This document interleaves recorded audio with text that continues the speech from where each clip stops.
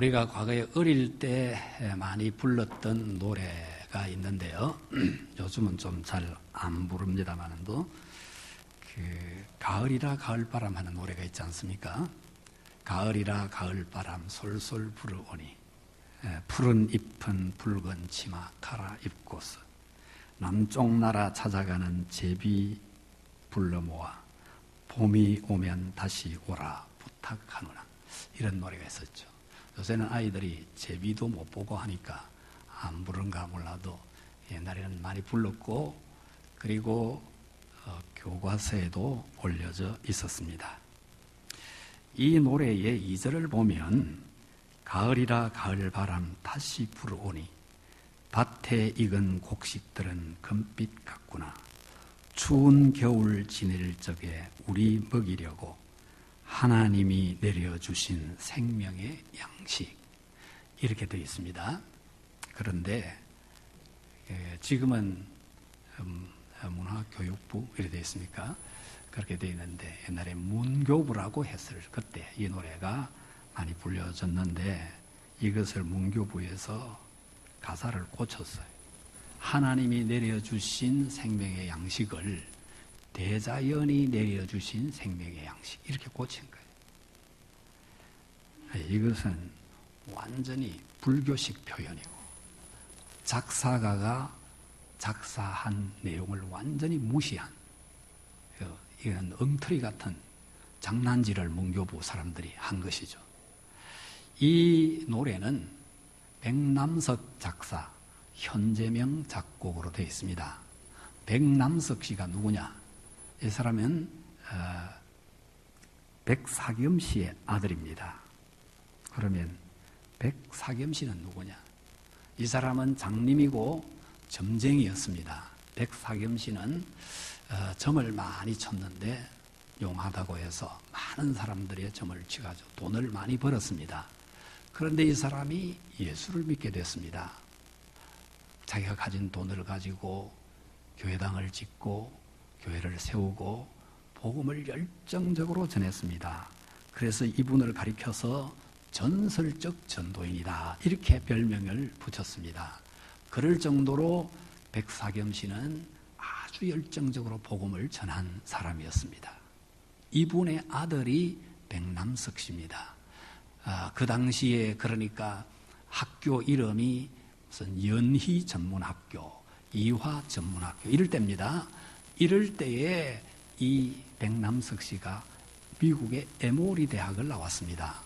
그러니까 굉장히 앞서가는 사람이라고 할 수 있죠. 에모리 대학을 나와서 고국에 돌아와 가지고 연희 전문학교, 지금 연세대학교 전신이죠.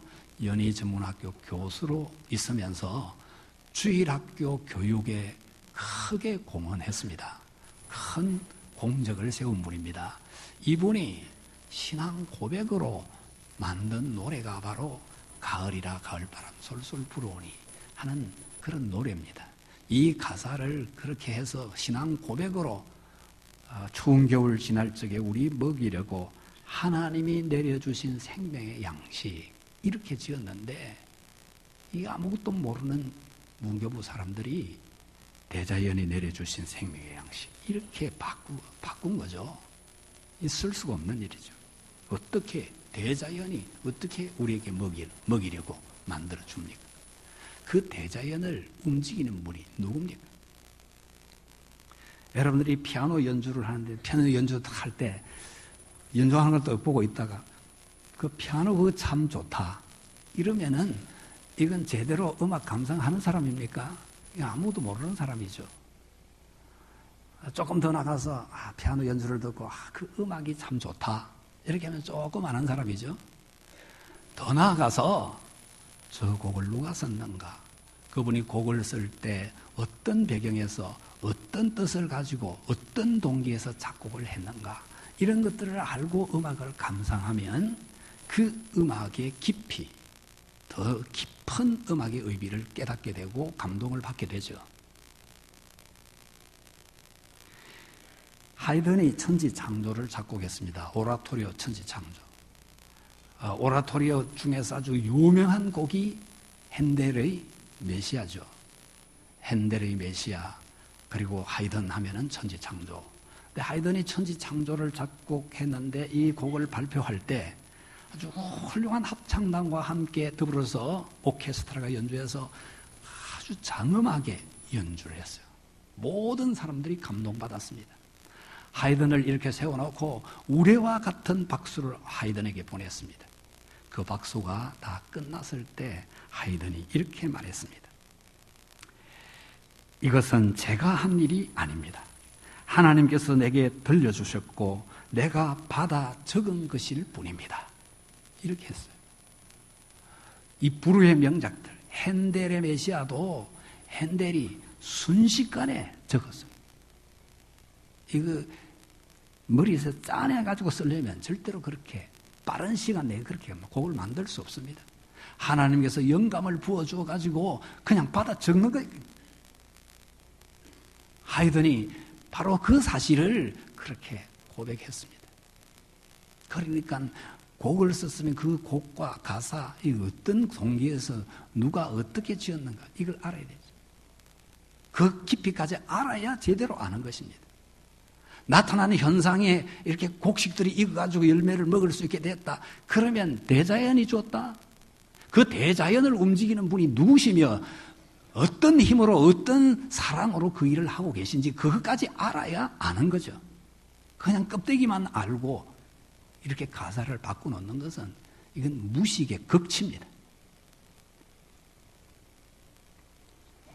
하나님께서 나를 통해서 들려주시고자 하는 것을 받아서 적는다. 우리의 모든 삶이 그렇습니다. 하나님께서 내게 베풀어 주신 은혜를 내가 전해드릴 것뿐이다. 하나님께서 나를 쓰셔서 듣게 하시고 보게 하시고 나를 통해서 쓰게 하신다. 이것을 잊지 말아야 되죠. 오늘 성경 말씀은 고린도 교회를 향해서 주신 말씀을 다시 오늘 이 시대에 우리에게 주시는 말씀인데요. 고린도 교회가 예루살렘 교회의 매우 어려운 사정, 흉년이 들고 가난해서 굶어 죽는 사람이 생기고 아이들이 배고라서 고통하고 있는 이러한 상황의 소식을 듣고 그들을 위하여 자신들의 물질을 아낌없이 드리겠다 이렇게 결단한 그 상황을 두고 지금 이렇게 하나님 앞에 감사한다고 쓰고 있습니다. 내게 주신 모든 것이 하나님의 은혜다. 하나님께서 베풀어 주셨다. 나를 통해서 계속 하나님이 일하시기를 원하신다. 나 같은 사람을 써주시니 너무나 감사하다 하고 하나님의 뜻을 펼쳐가야 된다는 거죠. 그래서 이 본문을 통해서 제일 먼저 강조하는 게 뭔가 하면 감사의 수준. 감사의 수준은 바로 신앙인의 신앙 수준이다. 그런 뜻입니다. 감사의 수준을 가지고 신앙의 수준을 재볼 수 있다 하는 그런 뜻이죠. 우리가 얼마나 감사하며 어디까지 감사하며 어떤 것을 감사하는가 이것을 보고 믿음의 수준을 재볼 수 있다는 뜻입니다. 우리가 심고 가꾸고 거둘 수 있습니다. 그런데 그 심을 수 있는 씨를 누가 주셨는가? 오늘 성경을 보면 그런 말씀이 있습니다. 심는 자에게 씨와 먹을 양식을 주시는 이가 심는 자에게 심을 씨와 먹을 양식을 주시는 이에게 이렇게 말씀하고 있죠. 그러니까 모든 것이 은혜로 시작되고 은혜로 계속되죠. 내가 심고 내가 가꾸고 내가 수고해서 거두었다. 이렇게 생각하면 은혜가 있습니까? 그런 생각을 갖고 있으면 은혜가 없습니다. 씨를 주신 분도 하나님이십니다. 그 씨가 싹이 나고 자라게 하시는 분도 하나님이십니다. 내가 싹 나고 자라게 할 것 같으면 싹 안 나는 씨가 하나도 없게 만들어 버리지 뭐. 그런데 씨 중에는 싹이 나는 것도 있고 안 나는 것도 있습니다. 싹이 나게 하시는 분은 하나님이십니다. 그러면 왜 시중에서 싹이 나는 것도 있고 안 나는 것도 있을까요? 우리가 인생 살아가는데 똑같이 모양은 똑같이 살아가는 것 같지만 그 안에 참 생명이 있는 자가 있고 참 생명이 없는 자가 있다는 겁니다. 하나님께서 씨를 뿌리가 나서 자라서 먹는 요것만 목적이라면 다 나게 해버리지. 그런데 나는 게 있고 안 나는 게 있습니다. 이 모든 물질적인 세계는 하나님께서 영적인 하나님의 세계를 설명하고 있고 보여주는 거죠. 그래서 나는 것도 있고 안 나는 것도 있습니다. 씨를 주신 분이 하나님이시고 싹이 나서 자라게 하시는 분도 하나님이시고 열매 맺게 하시는 분도 하나님이십니다. 그리고 그것을 그렇게 가꿀 수 있는 지혜를 주시고 건강을 주신 분도 하나님이십니다. 그러니까 모든 것이 하나님의 은혜로 되는 것 아니겠습니까?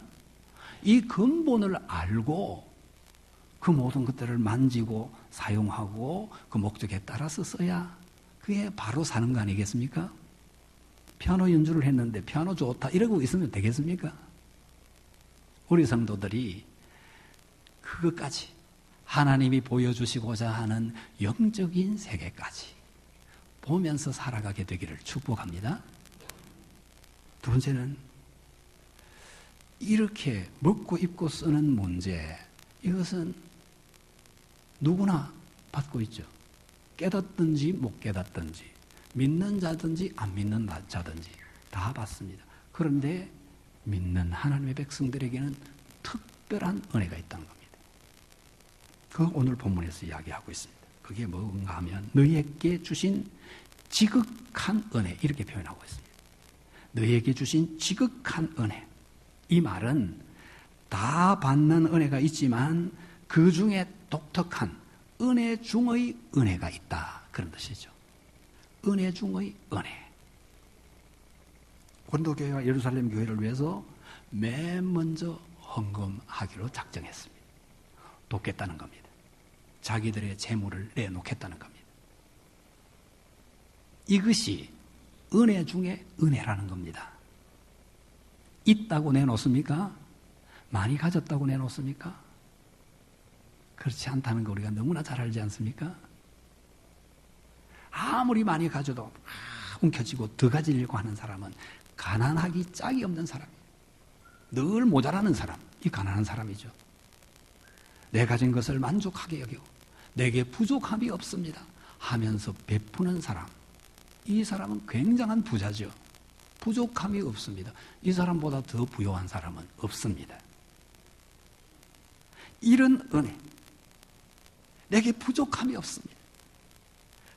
내게는 하나님의 사랑이 너무나 넘칩니다. 그래서 내 받은 이 사랑을 내가 전하지 않을 수 없습니다. 봉사하지 않을 수 없습니다. 섬기지 않을 수 없습니다. 그래서 내놓고 도울 수 있는 이러한 마음, 이렇게 도울 수 있는 것이 있다는 것, 은혜 중에 은혜라는 겁니다. 지극한 은혜라는 겁니다. 우리 모든 성도들에게 지극한 은혜 깨달아 알고 내가 지극한 은혜를 받았다고 그렇게 고백하며 감사하며 살아가게 되기를 축복합니다. 그거는 자기가 선택할 수 있지 않습니까? 많이 있는데 먹을 것이냐 말 것이냐는 자기가 선택할 수 있어요. 그런데 저희들이 자랄 때는 선택의 여지가 없어. 그냥 배고프니까 소나무 껍질을 벗겨 먹어야 돼. 수수강 뜯어 먹어야 돼. 풀 먹을 만한 거 다 뽑아 먹어야 돼. 이게 비참입니까? 그렇게 제가 살았기 때문에 감기도 잘 안 걸리지 않습니까? 그게 다이어트 식품이었으니까. 다이어트 하려고 해서 하는 게 아니라 그냥 어쩔 수 없이 할 수밖에 없었던 상황. 안 하면 안 되는 상황. 이게 하나님이 주신 환경이고 은혜인 줄 믿어야 합니다. 그게 은혜라는 사실이 제가 증거하고 있지 않습니까? 우리에게 허락하신 어쩔 수 없는 상황, 주신 모든 피할 수 없는 상황이 하나님의 은혜인 줄 믿으시길 바랍니다. 고린도 교회가 그런 하나님의 은혜를 받았어. 지금 어렵고 힘든 예루살렘 교회를 위하여 도울 수 있게 됐다. 이게 특별한 은혜라는 것입니다. 받는 기쁨은 주는 기쁨에 비교할 수가 없습니다. 엄마가 아기를 젖먹이면서 눈을 맞추며 쳐다보고 젖을 먹입니다. 젖을 주는 거예요. 사랑을 주는 거예요. 아기가 행복합니까? 엄마가 더 행복합니까? 엄마가 훨씬 행복하죠. 그래서 이렇게 최고로 행복하고 마음에 감격이 넘치는 삶을 살 수 있는 이것이 하나님의 특별한 은혜, 지극한 은혜 중에 은혜라는 것입니다.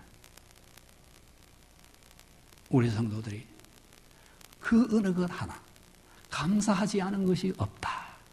그렇게 생각으로 머릿속에 가득하기를 축복합니다. 그래서 어쨌든지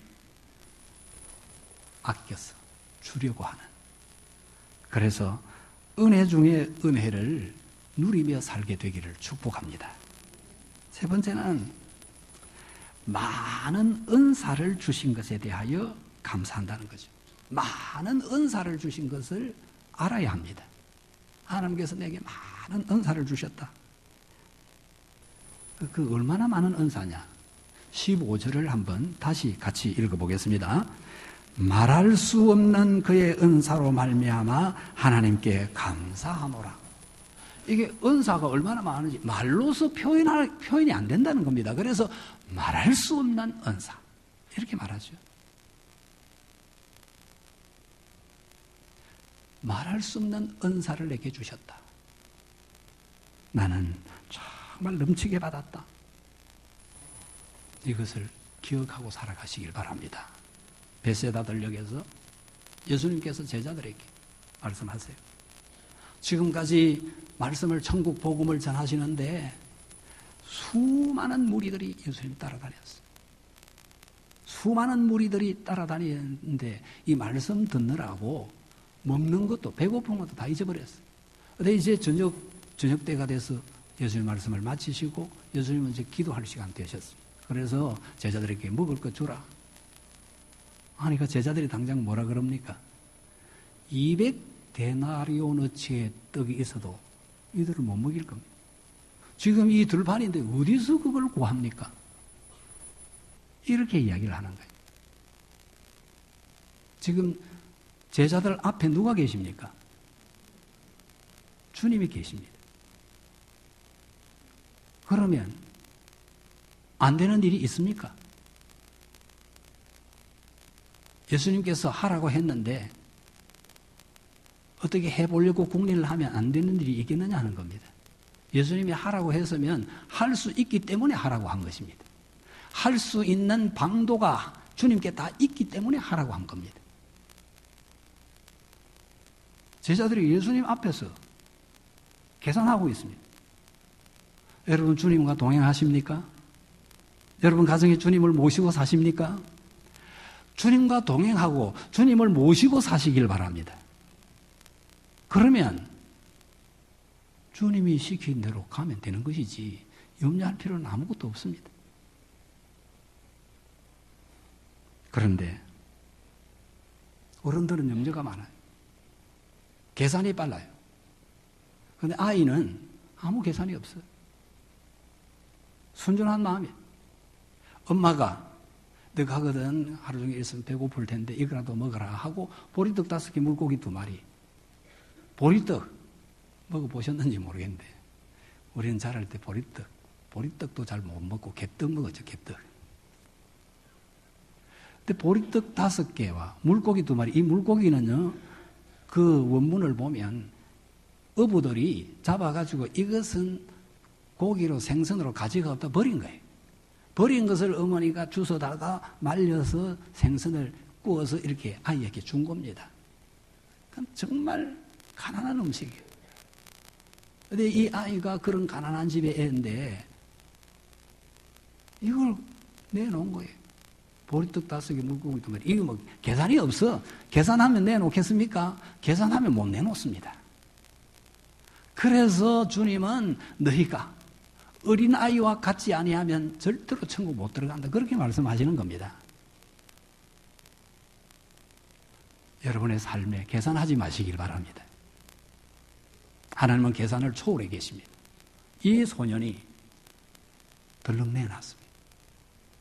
어른들 같으면 뭐 이거 가지고 뭐 되겠나? 이거 뭐 말도 안 소리. 나 혼자나 먹고 나라도 좀 허기를 면하자 하고 절자 살짝 아무도 안 보는 데 가서 살짝 먹을 거예요, 혼자. 그런데 이 아이는 주님께 드렸어. 그리고 벌어지는 광경을 보지 않습니까? 이 아이가 이거 내놓았는데 지는 못 먹었습니까? 다 함께 배불리 먹고도 12광주리가 남는 사건을 이 아이가 보았어요. 지가 준 걸 가지고, 지가 주님께 내놓은 거 가지고 이런 일이 벌어졌어. 이 아이가 평생 이 사건을 잊을 수 있겠느냐는 겁니다. 이 아이는 죽을 때까지 절대로 이 일을 잊지 못할 겁니다. 너무 감격에 넘치는 일입니다. 놀라운 일입니다. 우리가 어린아이와 같이 내게 주신 은사, 하나님께서 내게 주신 선물 너무나 많다. 그래서 계산하지 않고 내놓으면 기적이 일어나서 나는 제외되는 게 아니고 그걸 통해서 나도 배불리 먹고 제일 먼저 내가 먼저 배불리 먹는 거예요. 제자들이 나누어 줄 때 다 주고 애 마지막에 주었겠습니까?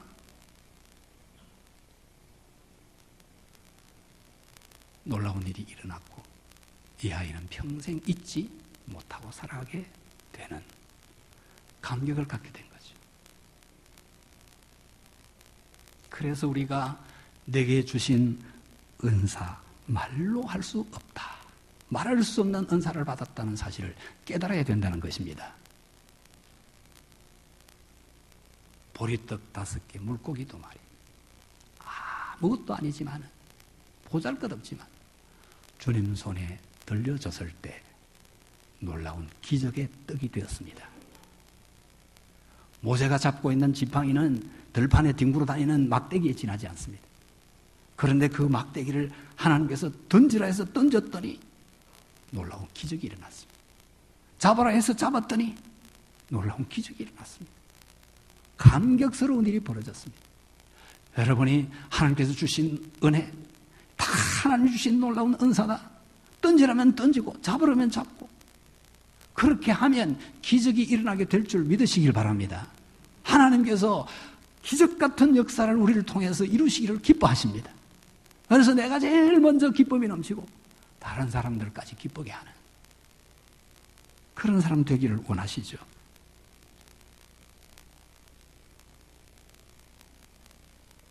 하나님의 사랑을 우리는 믿습니다.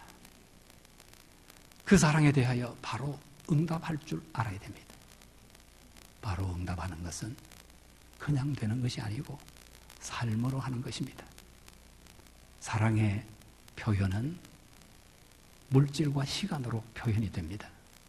시간을 내서 하나님께 예배를 드리고, 시간 내서 하나님께 기도드리고, 시간 내서 헌신과 봉사를 하고, 물질을 내서 그래서 어려운 사람 돕고, 교회를 더 든든히 세워가도록 하고, 물질을 내서 많은 사람들에게 하나님의 기적을 함께 누리게 하고, 이것이 이제 하나님을 믿는 자의 삶이라고 말할 수 있습니다. 한 주간 동안 말할 수 없는 은사를 내게 주셨다. 나는 부족함이 없다. 그렇게 고백하면서 하나님의 뜻을 쫓아 그렇게 삶으로 나를 통해서 일어나는 놀라운 기적 같은 일들을 경험하게 되기를 축복합니다. 이 말씀을 생각하면서 우리 함께 기도드리겠습니다.